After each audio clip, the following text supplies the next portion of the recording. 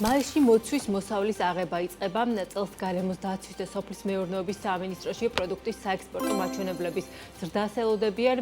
მათი ინფორმაციით მოცვის ძირითადი საექსპორტო ბაზარი რუსეთია, თუმცა ბოლო წლებში მცირე რაოდენობით ექსპორტი ასევე ხორციელდება ევროკავშირის ბაზარზეც. რა მოცულობის მოსავალს ელოდებიან წელს ფერმერები და როგორ იქნება 2025 წელს ქართული მოცვის ექსპორტის გეოგრაფია. ანუკა ჯოხაძე ცდილობდა ამ მიმართულებით შეფასებების მოსმენას, რომელიც ახლა პირდაპირ ეთერში გვერდება. ანუკა, მოგესალმებით და გისმენ. ნუცე წელს სავარაუდოდ მოცვის მოსავლის აღება ტრადიციულზე გვიან დაიწყება, რის მიზეზიც არასახარბიელო ბუნებრივი პირობებია, რამაც მოცვის პლანტაციები გურიასა და სამეგრელოში დააზიანა. ამ ფაქტორის გათვალისწინებით ფერმერების ნაწილი ვარაუდობს, რომ წელს პროდუქციის ხარისხი გამოწვევა იქნება, ხოლო რაც შეეხება უშუალოდ მოსავლის მოცულობას, მოცვის მწარმოებელთა ასოციაციაში თვლიან, რომ მოსავალი გასულ წელთან შედარებით რაოდენობრივად გაიზრდება, თუმცა ახალი ბაღების ხარჯზე, რადგან უკვე არსებული პლანტაციების გარკვეულ რაოდენობაში რთულმა ბუნებრივმა პირობებმა პრობლემები შექმნა. ასოციაციაში მოცვის მოსავლის საპროგნოზო მაჩვენებლად 6000 ტონას ასახელებენ. ცხოვრებად ძალიან რთული წელია, იმიტომ რომ ჯერ თოლმა თავისი კვალი დააბჩნია, შემდეგ ყინვები იყო გარკვეულ ადგილებში, ასევე მთელი გაზაფხულის პერიოდის განმავლობაში დღემდე დარჩუნდება ცივი და წვიმიანი ამინდი, შესაბამისად ხარისხობრივად დიდი შრომის შედეგად მხოლოდ შესაძლებელი იქნება მიიღოთ ხარისხიანი მოსავალი.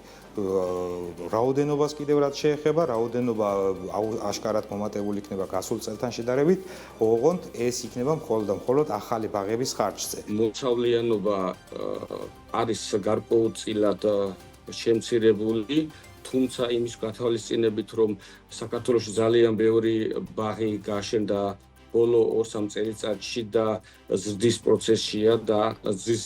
პროცესშია, აქედან გამომდინარე, მეტნაკლებად დაბალანსდება და ასოციაცია ვფიქრობთ, რომ დაახლოებით იგივე მოსავალი იქნება, რაც გასულ წელს იყო, დაახლოებით საუბარია 5000 ტონამდე. ფერმერები წელსაც თავარ გამოწვევად მუშახელის დეფიციტს ასახელებენ, ამბობენ, რომ მნიშვნელოვანი პრობლემაა ცოდნა და კვალიფიკაცია, რაც მოსავლის აღების პროცესს აფერხებს, არა და მათი შეფასებით. მოცვის შემთხვევაში კრეფის პროცესის შეფერხება მნიშვნელოვან გამოწვევებთან არის დაკავშირებული. ასოციაციაში ამბობენ, რომ წელს მოცვის ბაღების მოსავლის აღების პროცესში რამდენიმე ათეული უკრაინის მოქალაქე ჩაერთვება. ეს ფაქტი ჩვენთან დაადასტურა ICR ჯგუფის დამფუძნებელმაც, რომელიც დასავლეთ საქართველოში ლურჯი მოცვის პლანტაციებს ფლობს.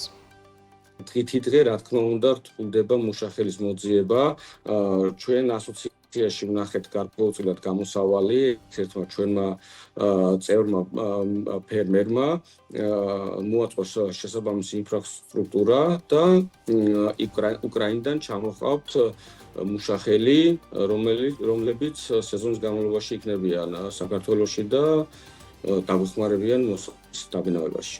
ლურჯი მოცვის პლანტაციები გვაქვს და იძულებული ვართ, რომ კრეფის დროს მუშახელი უკრაინიდან ჩამოვიყვანოთ. იმიტომ რომ კვალიფიციური კადრი არ არის, ძალიან მოკლე პერიოდი გვაქვს, კრეფის პერიოდი, 5-ჯერ მეტ რაოდენობას კრიფავს უკრაინელი მუშახელი, ვიდრე ქართველი და ამინზე ვარ დამოკიდებული და როცა პროდუქცია მწიფდება, ის დროზე არ მოკრიფე, ქარი, წყალი, ყველაფერს პრობლემას გიქმნის. ასე რომ საკმაოდ დეფიციტია კვალიფიციური კადრები ზოგადად, რომელიც ყოველ დღე ეს თქვათ პრობლემა ხდება. რაც შეეხება ექსპორტს, გარემოს დაცვისა და სოფლის მეურნეობის სამინისტროში აცხადებენ, რომ წელს საექსპორტო მოცულობების ზრდა არის მოსალოდნელი, მათი თქმით გასულ 2024 წელს 28,2 მილიონი ამერიკული დოლარის ღირებულების 5000 ტონა ლურჯი მოცვი გავიდა ექსპორტზე, რაც 33%-ით აღემატებოდა 2023 წლის მაჩვენებელს. მოცვისთვის ძირითად საექსპორტო ბაზრად წელსაც რუსეთი რჩება, თუმცა მწარმოებლები ამბობენ, რომ ახალი ბაზრების ათვისებაც მოხდება. იგეგმება დიდ ბრიტანეთში, ნიდერლანდებში, გერმანიაში, პოლონეთში ექსპორტი, ასევე გეგმავთ დუბაიში, საუდის არაბეთში და ინდოეთში ექსპორტს. ძირითად ექსპორტიორად დარჩება რუსეთი და ამას დაჭირდება საკმაოდ დიდი პერიოდი, იმიტომ რომ ნებისმიერი ინდუსტრია სჭირდება განვითარება, რაღაც განვითარების ეტაპებიდან გამომდინარე ხდება სხვადასხვა ბაზრების ათვისება. ყოველთვის იქნება ის რაოდენობა მოცვი, რომ ჩვენ ახლო ბაზარზე გავყიდოთ, იმიტომ რომ 100%-იანი კრეფა უმაღლესი ხარისხით არც ერთ ქვეყანაში არ არის, ისეთ გიგანტ ქვეყნებში მოცვის წარმოების მხრივ, როგორცაა ჩილე, პერუ, ესპანეთი, ანუ 100% რო აი შორგზაზე და იმ ხარისხის შესაბამისი იყოს, რომ ყველგან შეგვეძლოს გაგზავნა, ეს გამორიცხულია. შესაბამისად, ყველა ბაზარს ექნება თავისი ნიშა, ანუ სად როგორი ტიპის პროდუქცია გაიგზავნება.